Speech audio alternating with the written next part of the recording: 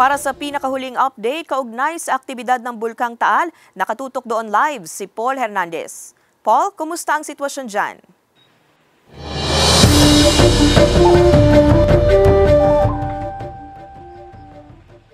Yes, Ivy, makulimlim at maambon na hapon ang nararanasan natin dito ngayon sa Agoncillo, Batangas.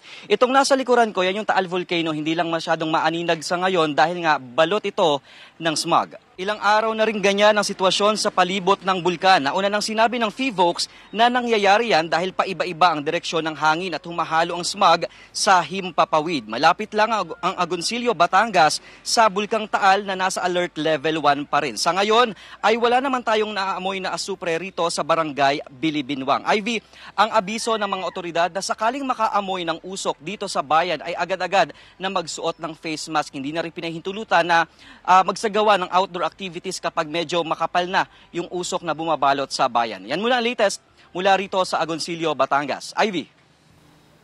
Maraming salamat, Paul Hernandez.